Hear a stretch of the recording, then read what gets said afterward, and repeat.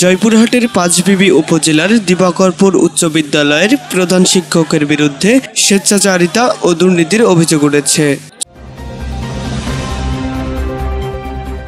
জয়পুরহাটের পাঁচবিবি উপজেলার দিবাকরপুর উচ্চ বিদ্যালয়ের প্রধান শিক্ষকের বিরুদ্ধে স্বেচ্ছাচারিতা অ্যাডহক কমিটি গঠনের অনিয়ম ও দুর্নীতির অভিযোগ তুলেছেন স্থানীয় এলাকাবাসী ও শিক্ষার্থীদের অভিভাবকেরা।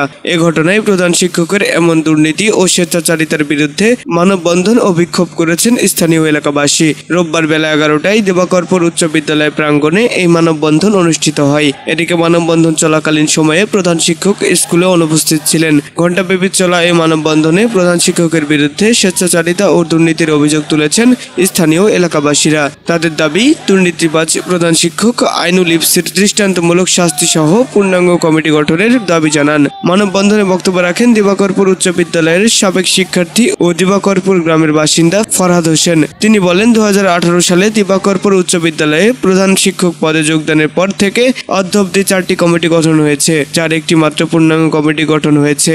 আইনুল ইফসির আমলে বেশ কয়েকটি নিয়োগে প্রায় 62 লাখ টাকা লেনদেন হয়েছে, অথচ প্রতিষ্ঠানের কোনো উন্নয়ন হয়নি। আজকে এই হেডমাস্টার সাহেব 2018 সালে এখানে উনি ঢোকার পর থেকে, এখানে উনি আসার পর থেকে উনি কমিটি নিয়মিত কোনো কমিটি দেন না। তিনি এই 6 বছরে একটা মতো পূর্ণাঙ্গ কমিটি দিয়েছিলেন, আর বিগত দিনে সবসময় একটা কমিটি। এইবারে আমাদের একটা দাবি ছিল, ভাই আপনি প্রতিবার একটা আমাদের সঙ্গে চালাকি করেন, এলাকাবাসীর একটা হক আছে, এই হকটা আপনি পূরণ করেন। যেহেতু ছেলেমেয়ে আমাদেরই ছেলেমেয়ে, এখন আপনি আমাদের না বলে বিভিন্ন জায়গা থেকে আপনি লোকজন সেই কমিটি গঠন করেন, এটা আমাদের সম্মানের ক্ষতি হয়, এলাকাবাসীর ক্ষতি হয়, স্কুলের ক্ষতি হয়।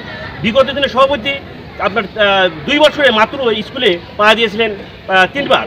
আমরা বললাম, দেখেন একটা সভাপতি যদি নিয়মিত স্কুলে না আসে তাহলে স্কুলটা এলোমেলো হয়ে যায়। সেই জন্য ভাই আপনার কাছে বিশেষ অনুরোধ, আপনি এই স্কুলে আমাদের এলাকার যে কোনো আপনার নিবেদিত আপনার পছন্দ মতন লোক নিয়ে একটা কমিটি গঠন করবেন। উনি আমাদের সাথে প্রতিশ্রুতি দেয়। দুর্নীতিবাজ এই প্রধান শিক্ষক বহিরাগত লোককে সভাপতি বানিয়ে নিজের স্বার্থ হাসিলের চেষ্টা করেন। তিনি রাতের আধারে গোপনে অ্যাডহক কমিটি বানানোর পায়তারা করছেন।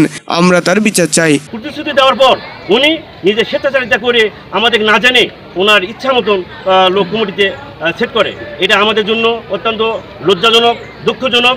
এখন আমরা অভিভাবকরা চিন্তা করেছি, এই স্কুলে আমরা ছেলেপেলে আমরা আর দিব না। কারণ কেমন করে দিব, যেখানে আমাদের কোনো গ্রহণযোগ্যতা নেই, যেখানে ছেলেপেলে লেখাপড়া হচ্ছে না।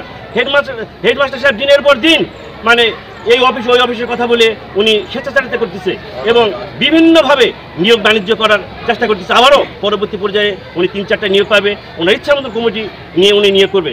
এটা আমাদের প্রশ্ন এলাকাবাসী। আমরা একটাই জিনিস চাই, এই এলাকার মধ্যে যেন এই কমিটিটা গঠন হয়, এটাই আমার শেষ কথা। রিপন হোসেন নামে আরেক গ্রামবাসী বলেন, দুর্নীতিবাজ এই প্রধান শিক্ষক এখানে যোগদানের পর স্কুলে পরিবেশ নষ্ট হয়ে গেছে। শিক্ষকেরা নিজেদের মন গড়া সময়ে স্কুলে আসে, 11টা-12টার দিকেও স্কুলে আসে। স্কুলের পিছনে সিগারেট, বিড়ি খাওয়া সহ অনৈতিক কর্মকাণ্ডের জিনিসপত্র পড়ে থাকে। স্থানীয় ওয়ার্ড আওয়ামী লীগের সভাপতি ফারুক হোসেন ও সাধারণ সম্পাদক এনামুল হক বলেন, আমরা এলাকাবাসী দুর্নীতিবাজ এই প্রধান শিক্ষকের দুর্নীতি বন্ধে কোনোভাবেই পেরে উঠতে পারছি না। আমরা এলাকাবাসী তাকে বলেছি যে, আপনি বিগত সময়ে যা করার করেছেন, এখন নতুন করে সুষ্ঠু ভোটের মাধ্যমে এলাকাবাসীর মধ্য থেকে যে কেউ একজন সভাপতি হোক। আমাদের এলাকার প্রতিষ্ঠান আমরা দেখাশোনা করব। অভিযোগের বিষয়ে প্রধান শিক্ষকের কাছে জানতে চাইলে তিনি বলেন, সরকারি বিধি অনুসরণ করেই আগামীতে প্রতিষ্ঠান পরিচালনার জন্য অ্যাডহক কমিটি গঠনের প্রক্রিয়া চলছে। পাঁচবিবি উপজেলা মাধ্যমিক শিক্ষা কর্মকর্তা মোহাম্মদ মিজানুর রহমান খান বলেন, এ বিষয়ে আমাকে কেউ এখনো অবগত করেনি, তবে লিখিত অভিযোগ পেলে নিয়ম অনুযায়ী ব্যবস্থা নেওয়া হবে।